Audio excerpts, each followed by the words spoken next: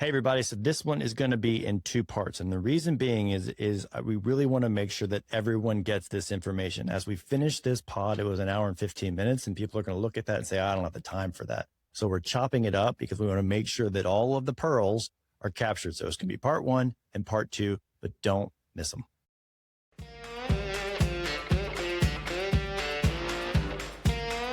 right, everybody. Today, it's going to be a banger. I can just feel it. Right? It's just me and Ian. And for those of you who don't know who Ian is, he is the new CEO of Bulletproof. We were lucky enough to be introduced to him a long time ago, and then slowly but surely worked his way into the ecosystem. Ian has a marketing background, which is, Ian, I would describe that as one of my first loves in entrepreneur land.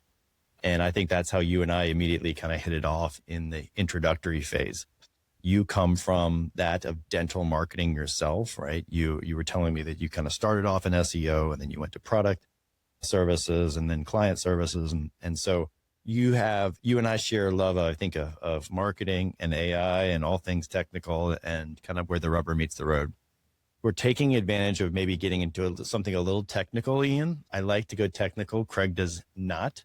It can be technical, but it doesn't have to be difficult. And that's That's the point of today's episode too. It can be technical, but it doesn't have to be difficult. Well, yes. And so we are going to get into, you've prepared, and this is going to be a treat for me. And usually I don't get to sit back and have the questions asked to me. Usually I'm coming. So this is going to be a treat. I get to actually be the commentator and you're going to run show. You're going to run point on this, which I like. I like this. I like this idea. So it'll be a nice change. So without further ado, did I capture that? I think you captured it perfectly. It's the dental marketing background it's almost 7 years now until I joined forces here with Bulletproof. And it was this beautiful journey of learning and understanding what actually matters in dentistry. And there's this idea to the patient, might I add, when it comes to dentistry, not to you as the doctor. And there's this idea that dental marketing needs to be complicated, and there's these ads that needs to be run, and there's SEO, and people don't understand, and doctors don't know what does that even mean for my practice. And what I realized was there's 6 core pillars that patients actually look for and pay attention to, depending on the type of dentist that you are. And if you as a dentist and someone listening to this can just pay attention to those core principles, you're already going to be in a much better position than what you were before. You're saying people go through these pillars, the psychology, if you will, of buying, the things that they subconsciously are doing. You've broken it down into pillars. So the interpretation there is, if we on the receiving side of that, if we can be cognizant of what the patient is going through, is this what you're saying? Exactly. Then it doesn't have to be so complicated. And you don't have to get caught up in, well, I didn't do that SEO hack, and I didn't do this Yelp thing, and I didn't do that, right? And who's going to manage the social media? You're saying it's a first principles kind of thing. Is that right? Exactly. And that goes back to marketing, Pete, which I know you understand. And it doesn't only apply to dentistry. Within each industry, there are certain things that matter to the buyer. Like if you're going to a restaurant, what's the first thing? It's an anniversary with the missus. You're going to a restaurant. What's the first thing you do? If you want to decide, pictures, if you want pictures and the reviews, pictures and reviews. Mm-hmm. So why should it be different when someone is looking for a cosmetic dentist to understand if they can do the work that they can do, or if someone wants to understand if they should go to a dentist? I mean, it's not. I would say that the diligence is probably more than a restaurant for, well, maybe not for most people, but maybe they spend more diligence searching for the restaurant than they would the dentist. But you're right. It's not. I always contend, Ian, that people are seeking 3 things when they're going through a process, right? And I'm not going to hijack your framework here at all. But our minds are going through, we're constantly bombarded, right? All day long. And so we, from a primordial brain, are looking at 3 things, like how to survive and then thrive. And so we're looking at 3 things, right? What is this in front of me, right? How much is it going to cost me? So at what expense is it going to cost me, right? From a preservation standpoint. And then the third is, Ian, I think, how does it benefit me? And my thesis, right, in all my companies is always speak to the benefit, right? Lead with the benefit first, not the analytical, right?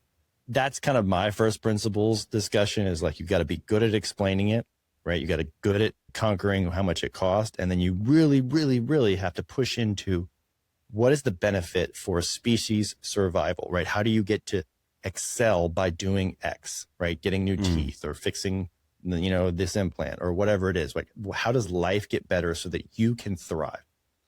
So there's no commentary necessary on that. That's just kind of the way I think it. So I can't wait to see your principle, your pillars. Of course. So before we get into the pillars, I want to read something to you and then ask you what that means to you. Okay. We can't market a service if we can't clearly articulate how the buyer will benefit from it. To your third point that you were just saying. There's a reason so many of the same products and services exist, but some are significantly more successful than others. It's because they have successfully resonated with more people through the quality of their product and the messaging to their loyal followers. What does that mean to you? I totally ascribe to that, right? I think there's two things that I think about. If you confuse, you lose, right? That's a story brand principle with Donald Miller. He talks about that from Story Brand. If you confuse what you're trying to do, then you lose because the consumer is on to the next. And then the other thing you're saying from that is, I think about awareness, Ian. And I always tell people, it's not that you're not really great at your job or great at what you do. It's just no one knows that you're doing it, right? So your second job is creating massive awareness for the things that you do, the life benefit that you create for your patients. That is your role. As much as you can. If it's on the street corner, great. If it's on social media, great. If it's on website, great. If it's on SEO, great. But you have to speak to the benefit and amplify that if you want to scale your practice. Perfect. That's what that meant to me as you read that, honestly. And to do those things, that's where dental marketing comes in. That's why this is so important to dental practices to understand that you're not just on accident going to have this amazing brand that people are going to resonate with. You actually need to do certain things and pay attention to certain aspects of your public image to make sure that it's communicated. Ian, I know your father was a dentist, right? Yes. But it's funny. We used to, I'm just going to give you a little kind of story, which you're probably very familiar with, and maybe it's different in South Africa. But in my journey, in my come up, right, it was very frowned upon to do marketing for dentistry, right? It used to be the cottage industry was, hey, just do a good job. People will talk about you and refer, right? Marketing was almost taboo. To say you were better or superior, there was actually I had board slaps on the wrist over my tenure, dental board slaps for marketing against what they thought was, you can't say that. And I was like, why? Anyway, the point is that the days of you doing a good job and then bestowing the growth of your practice on people, thinking that they are going to go out and just organically tell people about your business, are gone. I think that existed 20, 25 years ago, where you did a good job and people talked about it because we didn't have this social fabric and this confusion of things bombarding us more, right? Social media and emails and marketing and all this stuff. No one has the bandwidth to be like, hey, you know what? You know what I should do? I should talk my dentist up to this person, kind of thing. They'll do it organically if it comes up. But we used to depend, and this is supporting your thesis, we used to depend on word of mouth and people going out in their lives and like advocating for us. And that's how you would grow a practice, but I think where the shift is now is that because it's such a competitive landscape for attention, right? There's a constant pull on consumers' attention for whatever it is, Disney World, dentist, Starbucks, whatever it is, right? Best coffee, that you really have to excel in getting to the awareness of people. I'll just depend on everyone to grow my practice. Maybe it'll grow slow, but if you really want to step on the gas, like marketing principles like this is what has to happen. So sorry, I went off on that tangent because I think it's nice to, you'll hear dentists really get upset when we say the word sell or market or things like that. Some of them get upset, or they used to get upset, because it's like, I'm an educator, I'm a clinician, I'm all these things. I'm not a marketer or a seller or all these things.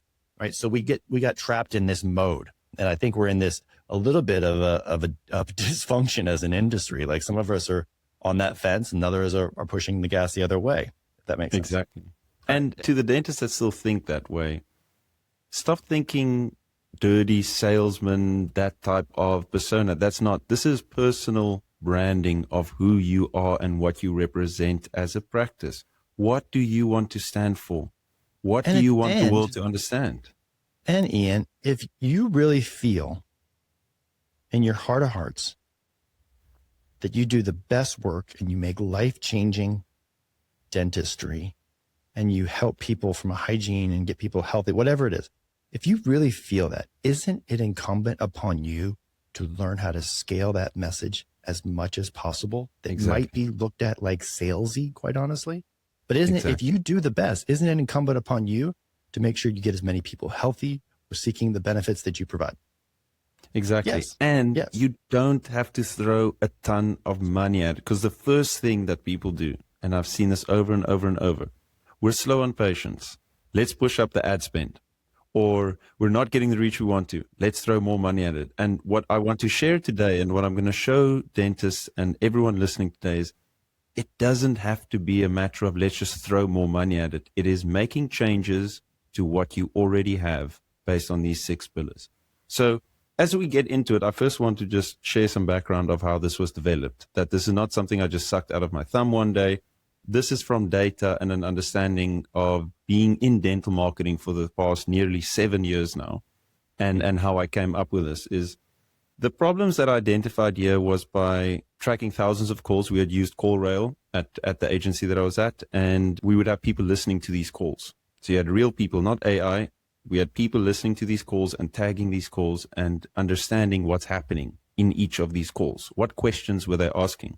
And we then ran that through AI model to say, hey, what do the majority of these tags tell us? What questions are people asking? What are they wondering about? So that's a lovely data set that we got there. I also collected a bunch of online data through asking ChatGPT to go and find all patient surveys in the USA between 2023 and 2025 and saying, hey, what are people saying is important to them? What is the feedback that they're giving that they wish they knew before, or something that they were looking for when they were trying to decide whether or not they will go to a dentist? And then through understanding this, I put together this framework to understand, if you're a dentist out there, look at these type of pillars and realize if you're covering these bases. And what's important to know here, Pete, is all these pillars are not created equally based on the type of dentist that you are. A cosmetic dentist will have a different, I explained it to you as sand buckets. He or she will have different things in those sand buckets of these pillars based on what they want to achieve. A cosmetic dentist needs to show more of their work because they're trying to prove they can do it. A pediatric dentist will be on trust, that personal trust in the dentist that we'll get into, because I'm leaving my child, or I'm letting my child go into this person's operatory. Will they be fine? If it's a family dentist, how convenient is the location? So we're going to dive into not only these pillars, but also how it applies to the different dentists. The first one, the reputation of the dentist. That's reviews, Pete. That's what you were talking about. What are people saying about you online? This was found to be the most important pillar in someone choosing a dentist. 56% of patients said that they would not even consider a dentist with less than a 4-star rating. Mm-hmm. So think about that. Like, I mean, half of the surveys that I went through and the people that we spoke to literally would not even consider the dentist if you had less than a 4-star rating. So if that's you, start there, because that is impacting your pre-appointment rate and reappointment rate and everything else at this point, because it is one of the most important things. So the reputation, mainly online reviews, is the most influential factor for new patients. Patients almost universally check reviews before choosing a dentist. And as I said, they said that 56% of people would not even consider someone that's less than 4 stars. So what does that mean to you, Pete, as I'm sharing that about the first pillar of the reputation of the dentist? It reinforces all the things we've kind of ever said, quite honestly. When we've had Darren Shaw on here that kind of talks about that, he looks at it from a different perspective. You're talking about from a patient psychology, but he's talking about it from an SEO local search that reviews trump everything and the cadence of reviews. So you talk about a multiplicity effect. I would concur. Without this, let me put it this way, Ian. If you aren't pushing for reviews every day, but are trying to aggregate new patients by filling the bucket and increasing your ad budget, you're going about it wrong. Right? Again, first principles, fill the big buckets first. And I go back to that metaphor, right? Like you look at, I'm actually thinking as you're talking, I was like, maybe I should do this at Summit, right? But it's like, you know those jars, right? And you've got rocks and you've got pebbles and you've got sand, right? And so we know that if you put the sand in first with these abstract little techniques, it fills the jar up pretty quickly. But like a big rock would be asking for reviews and having a good review mechanism. Another thing would be calling your patients in the evening if you've given them an injection. Those are two rocks that would go in the jar first, right? So I completely ascribe to what you're saying. So you keep going. Because people will also say exactly to your point, they're focused on building this beautiful, beautiful website. And we're going to put all our money into this, but they have 3 reviews. Yeah. And then they're like, why am I not getting, look how amazing we look. And it's like, it's because you're putting, how would I say, the cart before the horse. Like you're not thinking about what actually matters. So to everyone listening out there, we know from the data that I looked at, the reputation of the dentist and the practice in this case is the most important factor because people look at what other people are saying. So also if you're getting reviews, don't just get the 5-star. Hey, Pete, leave us a comment on your experience, what treatment you got, because that I know is also good for SEO. So one other thing I'll say, and there's a form we have at Summit. It's called the 7 Ways to Get Patients to Say Yes. And it's founded on Robert Cialdini. Do you know who he is? Yes. It's this so the psychological. 7 principles now, right? Yeah. And so I adapted, exactly. So I adapted that into a sheet for dentists. Right. And so what you're talking about, right, with the reviews, it directly and powerfully influences with reviews. And what he says is there's a social proof. And this is the big one. So it's that people follow the lead of similar people in their community, similar people, right? They don't like to go first, but they will definitely follow the lead. But they're looking for social proof. And they're also looking for authority, right? We follow credible experts. And so a dentist with 500 reviews at 4.9 is perceived as the expert in the town. That's just commentary there. All right, keep going. Sorry. I can't help, honestly, Ian, this is going to be hard because I feel, you've got 7 years experience and I've got lots of scars and bruises and 25 years of marketing and, and it's what I call a petri dish. I've had a petri dish of marketing where I put stuff in and stir it and be like, that didn't work. Right. So I have things that worked and things that were colossal failures. And so I can't help but just to comment on some of this. As much as I want you to just to like shut my mouth, I can't help it. But I know your passion that you have for marketing and these systems and actual tactical things that people can do. So given the fact that I have you here and this is the Bulletproof podcast, I'm not just going to share that. I'm going to give you some tactical questions now that I want dentists to ask themselves in this category. So the first question, do you have fewer than 100 reviews on your Google business profile? So check that. If you have fewer than 100, it's hurting your business. Focus on that. We know from what I've seen in the data on ranking and SEO, Google likes it when you go over that 100 review mark. And also in terms of visual appeal to someone looking for a dentist, you want to be above the 100 mark. Do you have less than a 4-star rating?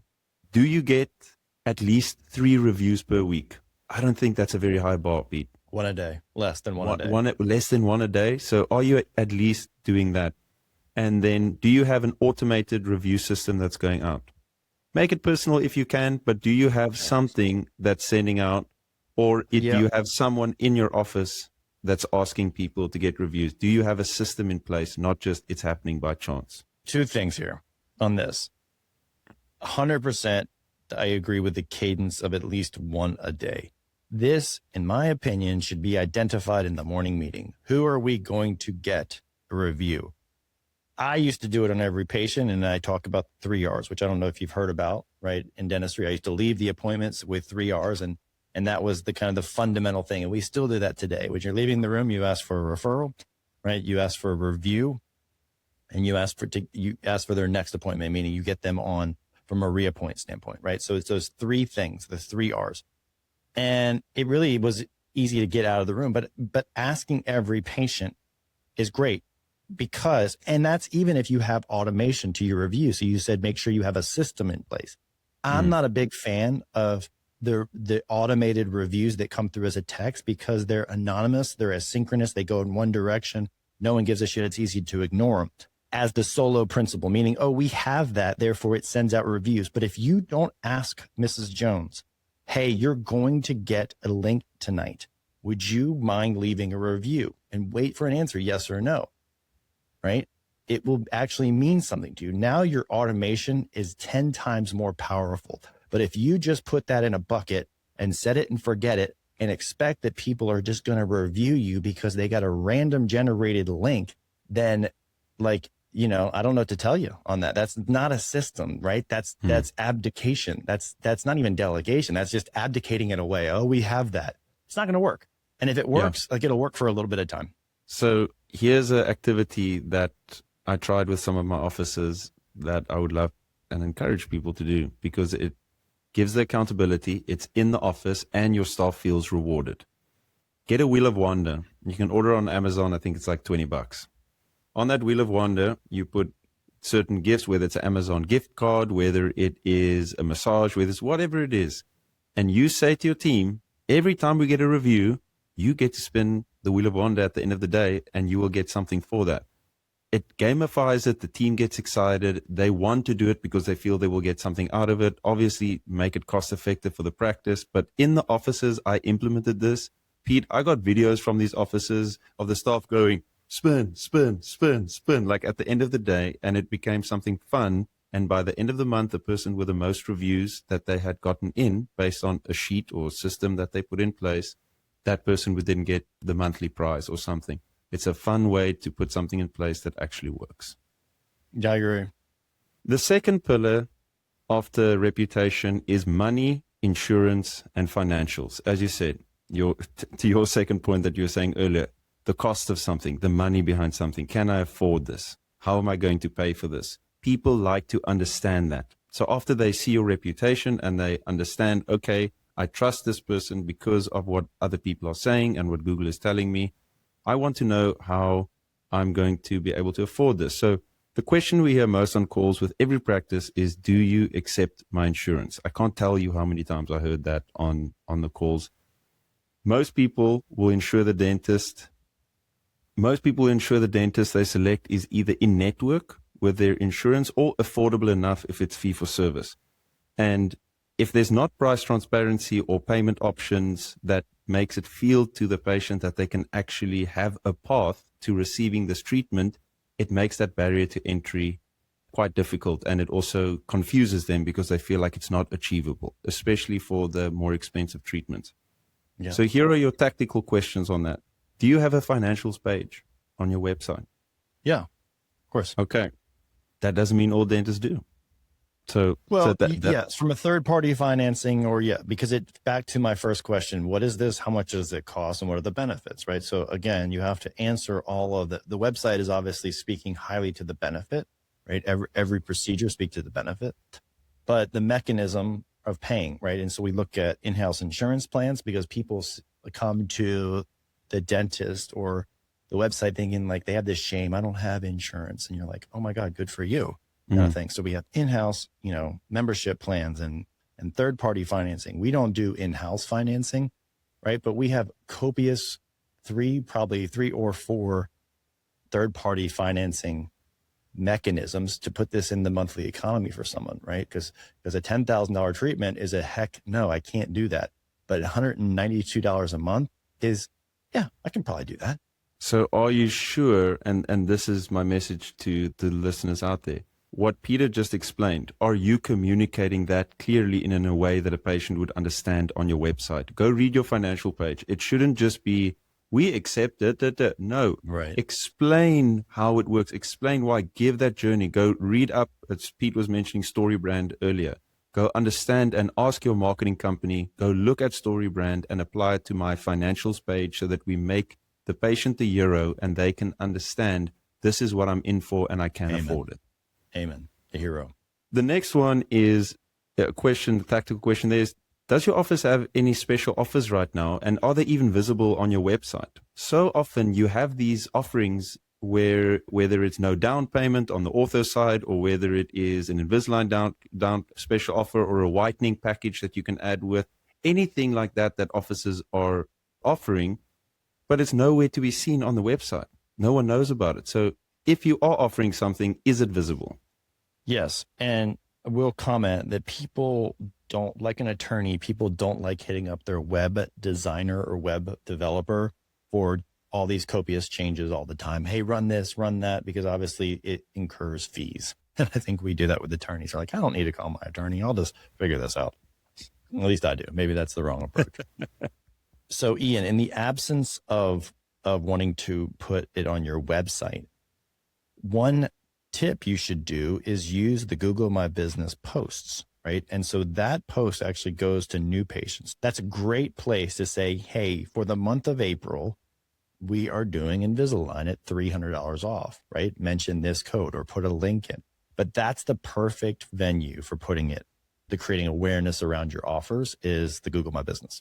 And if you want to do it on your social media, which is also an easy way to do this, that's where having I can call it a sexy social media or something that actually looks good comes in, and it plays well. The one kicker is make sure your phone team knows about said deal, and your clinical team. Sometimes I would get so excited with X, Y, or Z that I'll do something, and then you forget to tell people downstream what it is. So patients would call and be like, "Hey, I'm mentioning code 20 off for Invisalign." People are like, "What is that?" So it looks, that is egg on your face, not a thing you want to do. So learn from my mistake. If you're going to deploy something like that, make sure your phone team and your clinical team knows about the deals. Exactly. The next question here that ties into finances is, does the office have a membership plan, an in-house membership plan? And this is something that our friends over at Clary do an amazing job at. And we actually spoke to them the other day on last week's podcast about the shift in in-house membership plans and how so many patients are actually starting to ask about it, and how they're wanting, because of the fact that they can get more value out of that than purely paying their insurance bill. So if you have an in-house membership plan, figure out how you're marketing that and actually sharing the value. And if you don't, look into it, because it's actually something that can do an amazing job for your practice and the money that you're collecting at the end of the day. The final question here then you need to ask yourself is, if you're out of network, do we communicate why and make a clear case to the quality of the work that's being done at that extra cost and why you're fee for service? So don't just say we're out of network with all providers. Okay. No, this is why we've decided to do this. It allows us to offer a level of care and cover the costs in a way that's, and no, don't speak about cost, but it allows us to provide the value that we want to provide in this practice. And that is why we've decided to be a fee for service practice, because that helps me understand. It doesn't just make me feel like, oh, they don't accept my insurance. It gives context. So ask yourself those questions on the financial side. The next pillar, the third one that I have here, is location and convenience. People want to know what is convenient about this practice to me and where it's located. And if you have special features on that site, which I'll get into now, it bodes very well for people looking for a new dentist. So the practical convenience of a dental practice is very important to people's selection. Patients typically prefer a dentist who's closer to home, easy to get to, or have convenient hours. The one thing that patients said that they want is availability of appointments when they're actually needed. Now we're getting into block scheduling and these type of things. Office hours also matter for patients. So if you're in a younger, more business-driven, centered type of go, later hours where people can come after work is really appreciated, or earlier hours is appreciated. Whereas if you're only serving, or if you're wanting to focus on emergencies, have flexibility there. How can we see people? If you create that convenience and you can actually see people, they are more likely to come to your practice. So some of the questions there, Pete, that we can ask ourselves, are the office hours even visible? Because I've seen some practices that they don't even have their office hours clearly stated unless you go on the contact page, deep 3 clicks in, and or on the Google Business, it's incorrect. This is something that's very important. Oh, Do you have extended hours, weekend care, or emergency care? And if you do, are you actually communicating it to the public? Not just, oh, we also do that. It's, we have emergency hours, or we have extended hours, or we're open on Saturdays, because there's so many people that want that Saturday appointment. They really, really do. We heard that on the phones again and again and again. And then is it they visible? say they do. They say they do, Ian. I will beg to differ on this. They say they'll take it, and then a sunny day happens. It's like, I don't know. I forget that. I'm out. I'm out on that. I've heard some horror stories about the extended hours. I'm okay with the weekend stuff. I would love to hear where it's worked for someone, because the cancellation rate is astronomical. And ask me how I know. So for me, it didn't work. So I'd love to know where this is working. Look, do I think there's a big market? And if there was massive awareness that you were the only person open on Saturday in town, I think it works great, right? But what I see time and time again is people say, like, people just, if it's a sunny day, people bail. If it's this, people bail. If someone went out drinking, they bail. It's good that you own many of your own practices so that we can bounce these actual ideas in theory off of you too, that I've collected on the marketing side. So the next one, and this ties again into convenience, which I know you'll be very passionate about. Does your website have online forms or a text service or something other than calling alone? People don't like picking up the phone anymore, and that only being the way that they can contact your practice. Do you have multiple ways that people can reach out to your practice to schedule an appointment? Yes. And that doesn't mean online scheduling only, right? Can people text you? Is there a contact form? How quickly do you respond to that contact form? All these things. Online scheduling is again another thing that I think comes with mixed reviews in my book, from the anecdotal evidence of me talking to people. You need to, like, we've deployed it on certain procedures in certain locations at certain times just to play the game. But I have seen where online scheduling can wreak havoc into a practice, because it introduces a high level of entropy and confusion to the practice, right? People can just schedule anywhere, right? And then they cancel, and there's no follow-up. So it's easy to, where I'm going with this, Ian, just like the review, if you're not asking for acknowledgement, hey, this is going to happen, can you make it? Can you do it? If I can go on your website and make an appointment without talking to a human, I can cancel without talking to a human at the last minute. No problem, right? But for us as dentists, we have many people sitting there waiting for your arrival, meaning a hygienist or a doctor and an assistant or whatever it is. So there's a lot of consequence to a failed appointment versus like other businesses, like a restaurant. It's like, no big deal. We'll sell the table, we'll fill the table with a walk-in kind of thing. Dentists don't have that ability as much. What's your opinion on working in a booking fee to try and lower cancellation rate? Create some kind of commitment and thing. And so here's where I was saying, I think it works where you're just saying some level of pay to play. And then the second thing is having a human call and confirm once they book it online. So book it online and then have some level of communication. I know they did that to avoid a phone call. So maybe a phone call is not the prudent way to do it, because you'll probably go to voicemail, but a text. Hey, this is Chris at Atlanta Dental Spa.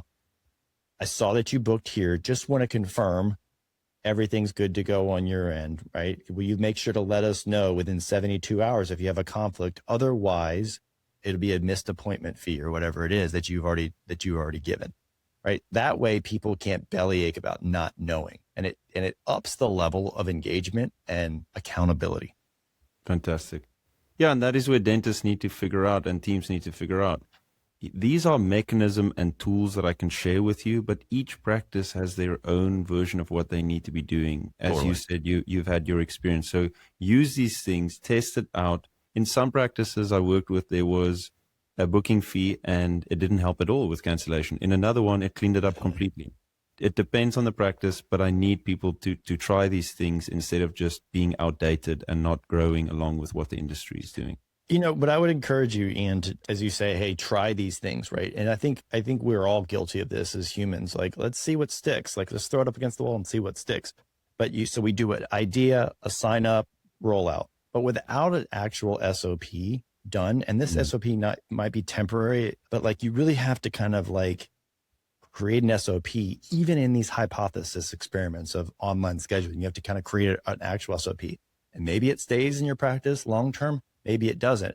But without an actual SOP where everyone's on the same page of how we handle things when X, Y, and Z happens, it's almost destined to fail. So where I'm going is sometimes people experiment. I'm going to experiment, quote unquote, they don't say experiment, but they're like, I'm going to try this. It didn't work well. I would contend that 50% of the reason it didn't work well was because there was no system deployed even in the beta phase of this. So you're saying make sure that if you're going to take on any of these things that we're talking about, whether it's getting more reviews or how you're doing a website, being more convenient through your website, how is it going to impact my practice and who will be responsible and what is the protocol? What is the flow chart through your ecosystem, right? Is everyone on the same page? If X, then Y. Is that simple, right? And like, it's like when you have a 911 drill, right? When you do those in your practice, it's like you point and the person on the ground is saying, hey, you call 911, you go get me this, you, and you're really giving directive on it. And so this is where small teams can be super nimble, right? Because I think if everyone's accountable, no one's accountable. But a small team, this is where you can be super nimble. It's like Karen's going to do this. Sally's going to do this. John's going to do this kind of thing. And that brings us to the end of the first part of this 2-part series titled The 6 Pillars of Dental Marketing, a patient's journey to your practice. And if you're enjoying this, I want to encourage you to stay tuned. We're dropping part 2 in a few days where we're going to cover the next 3 pillars, which are personal trust and dental anxiety, location and convenience, and office environment and amenities. So we'll look at how is your dental practice addressing and representing those 3 fundamental pillars as we have done the previous 3, and what you should be doing to ensure new patients are showing up at your practice.